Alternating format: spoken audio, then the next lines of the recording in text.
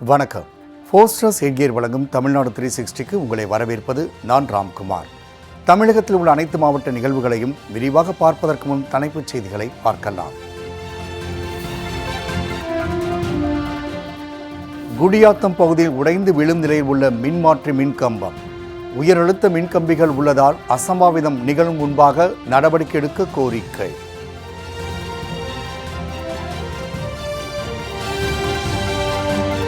மேட்டுப்பாளையம் அருகே சாலை வசதி இல்லாத மலை கிராமம்.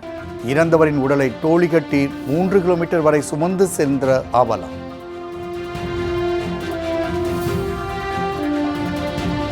திருவண்ணாமலை கலசப்பாக்கம் அருகே கல்லாற்றில் இறங்கி பள்ளி செல்லும் மாணவ மாணவியர். கல்லாற்றின் குறுக்கே உயர்மட்ட மேம்பாலம் கட்டித்தர கிராம மக்கள் வலியுறுத்த.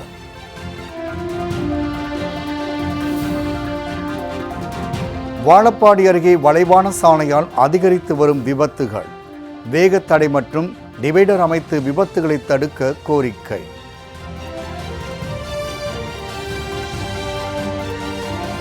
திண்டுக்கல் அருகே பொதுப்பணித்துறை காலனியில் அடிப்படை வசதிகள் இல்லாமல் தவிக்கும் மக்கள். காலனி மக்களின் நிலை குறித்து விளக்கும் செய்தி தொகுப்பு.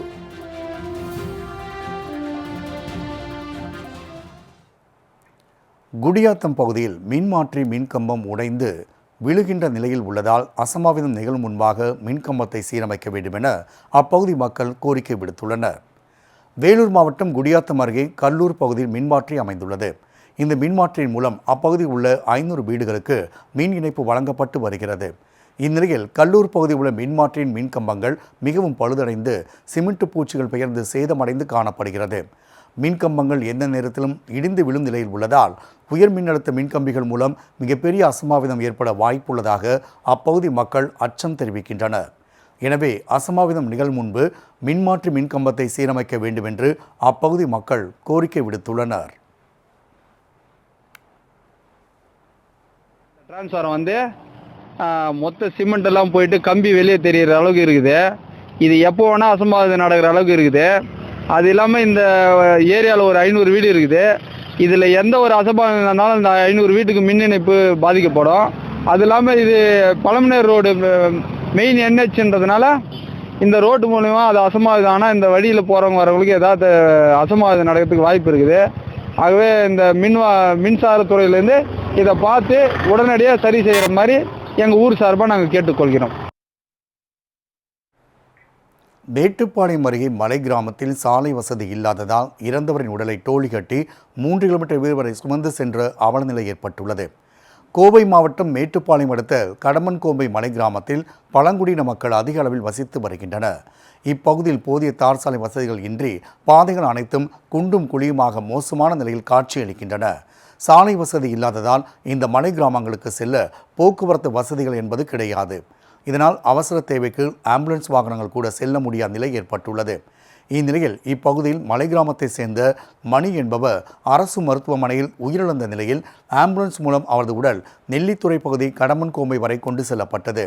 ஆனால் அங்கிருந்து அவர் வீட்டிற்கு கொண்டு செல்ல பாதை இல்லாததால் டோலி கட்டி சுமார் 3 கிலோமீட்டர் தூரத்திற்கு சுமந்து சென்றனர்.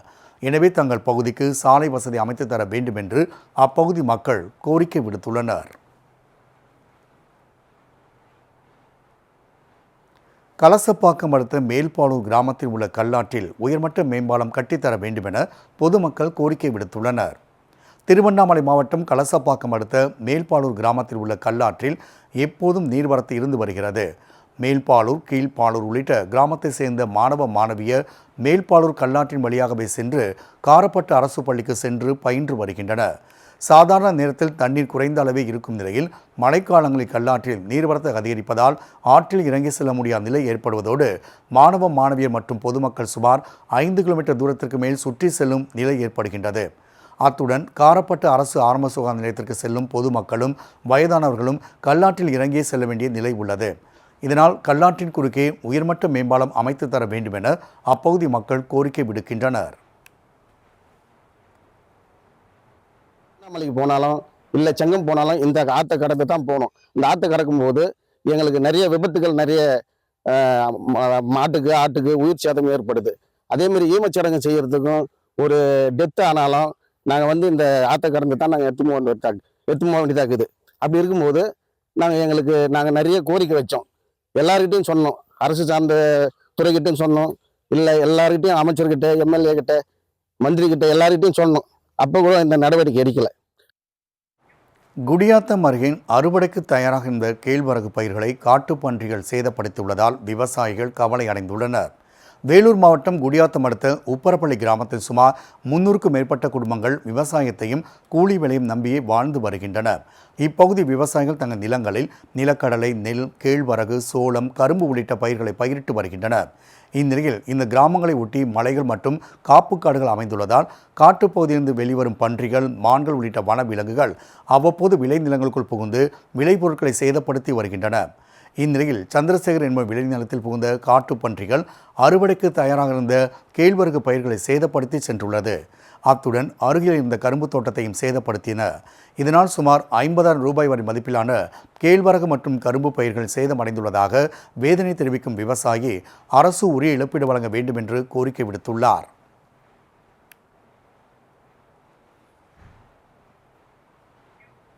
வாழப்பாடி அருகே வளைவான சாலையால் தொடர்ந்து விபத்துகள் அதிகரிப்பதாக அப்பகுதி மக்கள் அச்சம் தெரிவிக்கின்றனர். சேலம் மாவட்டம் வாழப்பாடி அருகே சோமம்பட்டியிலிருந்து எழுப்புறாமேடு செல்லும் தம்பம்பட்டி பிரதான சாலையில் பெரியாயி கோவில் அருகில் சாலை வளைந்து செல்வதால் அடிக்கடி விபத்துகள் ஏற்பட்டு உயிர் பலி ஏற்படுவதாக பொதுமக்கள் அச்சம் தெரிவிக்கின்றனர். இந்த சாலையில் தொடர்ச்சியாக 3 வளைவுகள் உள்ளதால் வாகன ஓட்டிகள் வளைவுகளில் வெள்ளைக்கோட்டுக்கு உட்பகுதியில் செல்லாமல் எதிர் திசையில் வாகனம் வரும் வழியில் செல்கின்றனர்.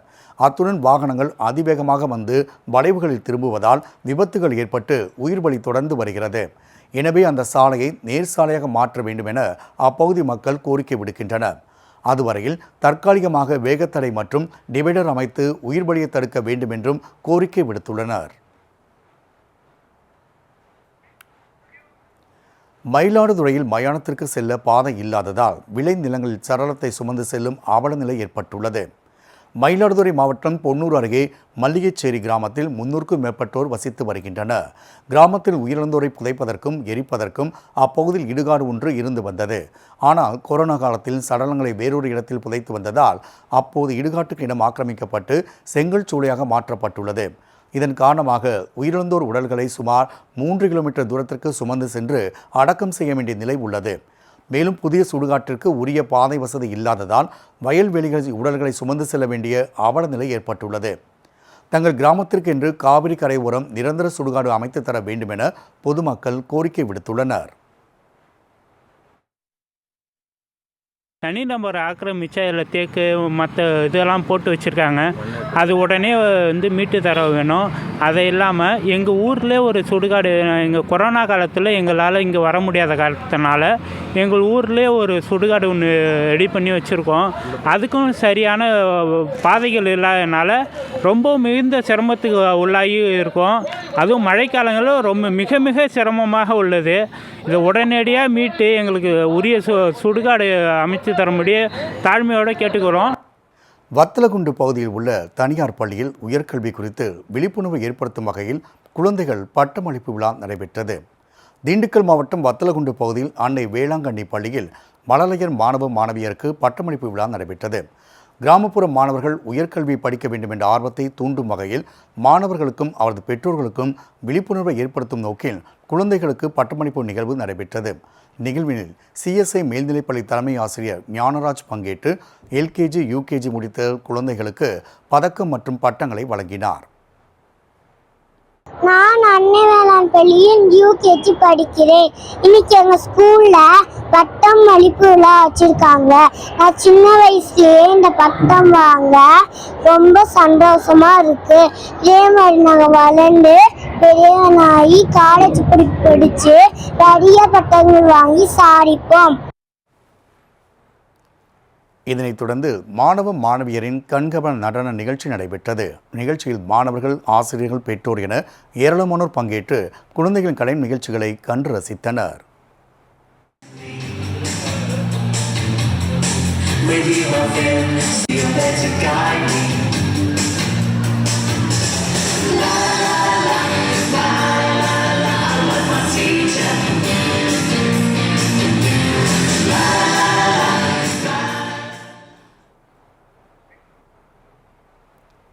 கீழ்வேலூர் அருகே கூத்தூர் தர்கா ஷரீஃபில் நடைபெற்ற பாரம்பரிய விழாவினில் 600 கிலோ அரிசி மற்றும் 200 கிலோ ஆட்டுக்கறி சமைத்து ஆயிரக்கணக்கான மக்களுக்கு கரிசோறு வழங்கப்பட்டது. நாகப்பட்டினம் மாவட்டம் கீழ்வேலூர் அடுத்த கூத்தூர் பிரதான சாலையில் சுமார் 200 ஆண்டுகள் பழமை வாய்ந்த தர்கா அமைந்துள்ளது. இங்கு பீர்காயபு ஒலியுல்லாஹ் சித்தி முகமது சயீத் ஒலியுல்லா உள்ளிட்டோரின் நினைவிடம் அமைந்துள்ளது. 200 ஆண்டுகளுக்கு முன்பு காலரா பெருந்தொற்று ஏற்பட்ட காலத்தில் பொதுமக்கள் அனைவரையும் இந்த தர்காவில் தங்க வைத்து சோறு சமைத்து கொடுத்து நோயை விரட்டியதாக நம்பப்படுகிறது. அதன் நினைவாக ஆண்டுதோறும் ஆபத்து சோறு என்ற பெயரில் பொதுமக்கள் அனைவருக்கும் உணவு வழங்கப்பட்டு வருகிறது. அதன்படி இந்த ஆண்டு 600 கிலோ அரிசி மற்றும் 200 கிலோ ஆட்டுக்கறி சமைத்து ஆயிரக்கணக்கான மக்களுக்கு கரிசோறு வழங்கப்பட்டது.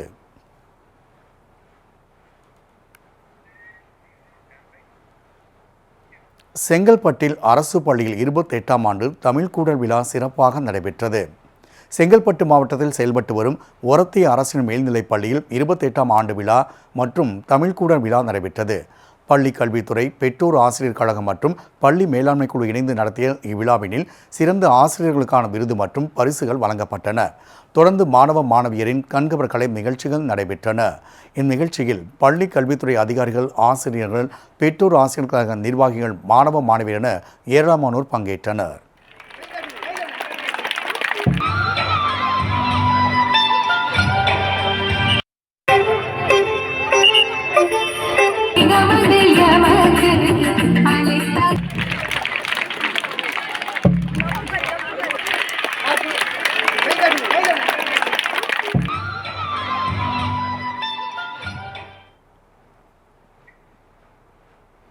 போஸ்டர்ஸ் எட்கியரின் தமிழ்நாடு 360 அடுத்து வருவது உங்கள் ஊர் நிகழ்வுகளை விரைவாக வழங்கும் உள்ளூர் எக்ஸ்பிரஸ்.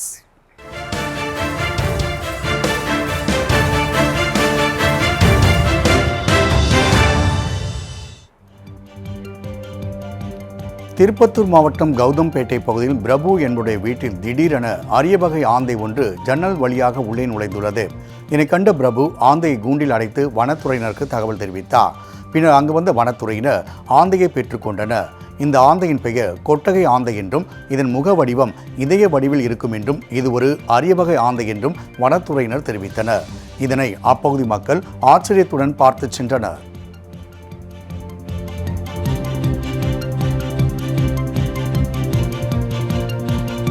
மயிலாடுதுறை மாவட்டம் சீர்காழி அடுத்த அள்ளிவிளாகம் பகுதியில் தேசிய நெடுஞ்சாலை விரிவாக்க பணிக்காக நிலம் கையகப்படுத்தப்பட்டது.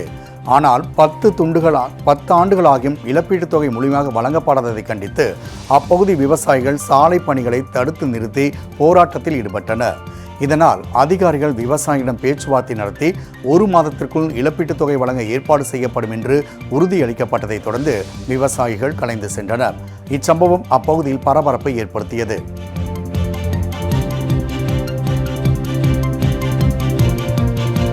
நெல்லையில் ஊராட்சியில் நடைபெறும் மகாத்மா காந்தி தேசிய ஊரக வேலை உறுதி திட்டத்தில் கடந்த 8 வாரமாக சம்பளம் வழங்கவில்லை என்று தொழிலாளர்கள் வேதனை தெரிவித்துள்ளனர். கிராமங்களில் வறுமை கோட்டுக்கு கீழ் இருப்பவர்களின் வாழ்வாதாரத்தை மேம்படுத்தும் விதமாக மகாத்மா காந்தி தேசிய ஊரக வேலை உறுதி திட்டம் கொண்டு வரப்பட்டது. இத்திட்டத்தின் கீழ் ஒரு நாள் சம்பளமாக தற்போது 310 ரூபாய் வழங்கப்படுகிறது.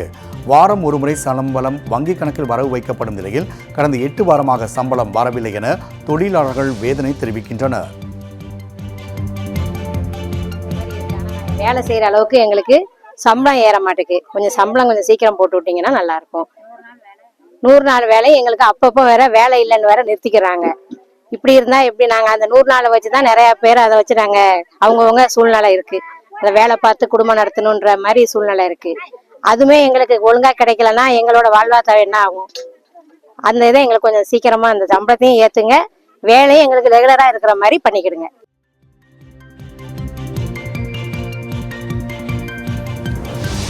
தஞ்சை மாவட்டம் பாப்பாநாட்டில் பள்ளிக்கு பொதுமக்கள் சீர்வரிசை வழங்கினர். ஊராட்சி ஒன்றிய தொடக்கப் பள்ளியில் 35 லட்சம் ரூபாய் மதிப்பீட்டில் புதிய வகுப்பறைகள் கட்டப்பட்டு அதற்கான திறப்பு விழாவும் பள்ளியின் 117ஆம் ஆண்டு விழாவும் நடைபெற்றது.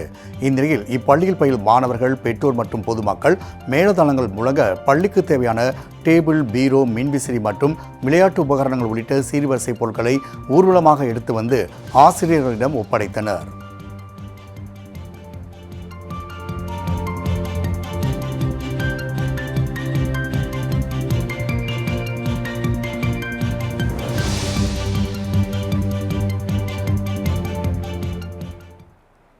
ஃபோஸ்டர்ஸ் எட்கியர் வழங்கும் தமிழ்நாடு 360யில் மாவட்டங்களில் நடந்த விளையாட்டுச் செய்திகள் வழங்க வருகிறது விளையாட்டு களம்.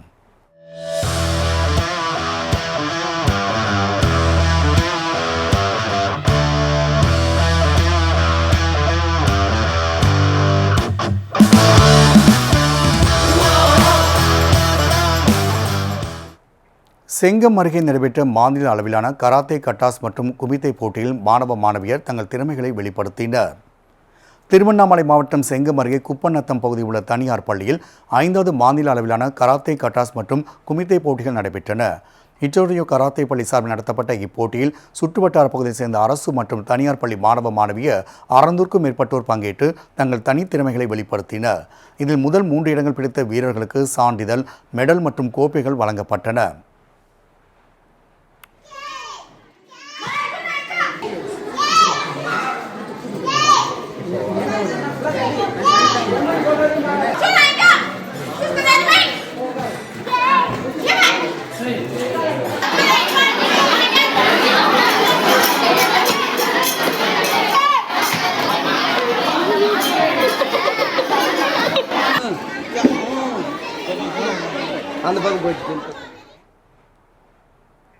சேலம் காக்காபாளையம் அருகே 100க்கும் மேற்பட்ட பள்ளி மாணவ மாணவிகள் கண்களை கட்டிக்கொண்டு சிலம்பம் சுற்றி உலக சாதனை படைத்தனர். சேலம் மாவட்டம் இளம்பிள்ளை பகுதியை சேர்ந்த கராத்தே நடராஜ் பாரம்பரிய கலைகளின் சங்கமம் பயிற்சி பள்ளி நடத்தி வருகிறார். இந்நிலையில் தமிழ்நாட்டில் பாரம்பரிய கலைகளை ஊக்குவிக்கும் வகையிலும் இளைஞர்கள் போதைப் பாதையில் செல்லாமல் இருக்கவும் விழிப்புணர்வை ஏற்படுத்தும் வகையில் சிலம்பம், கராத்தே உள்ளிட்ட பல்வேறு தற்காப்பு கலைகள் மூலம் விழிப்புணர்வை ஏற்படுத்தும் விதமாக சாதனை நிகழ்ச்சி நடைபெற்றது. இதில் 3 வயது முதல் 15 வயதுக்குட்பட்ட 100க்கும் மேற்பட்ட பள்ளி மாணவ மாணவிகள் கண்களை 2 துணிகளால் கட்டிக்கொண்டு 1 மணி நேரம் இடைவிடாது சிலம்பம் சுற்றி உலக சாதனை படைத்தனர். இதை விட நம்ம ஒட்டுமொத்த தமிழரின் அடையாளம் இந்த சிலம்பம். நம்முடைய பாரம்பரிய கலை பார்த்தீங்கன்னா நம்முடைய கடமையும் நம்முடைய பாரம்பரியத்தையும் யாருக்காகவும் நம்ம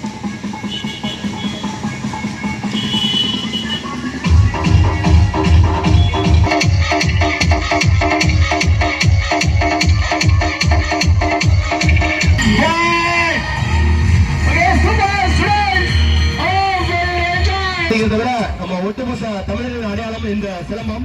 நம்முடைய பாரம்பரிய கலை பார்த்தீங்கன்னா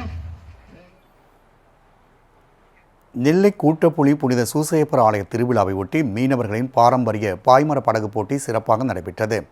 நெல்லை மாவட்டம் கூட்டப்புலி புனித சூசையப்பர் ஆலய திருவிழாவை ஒட்டி ஆண்டுதோறும் பாரம்பரிய பாய்மர படகு போட்டி நடத்தப்படுவது வழக்கம்.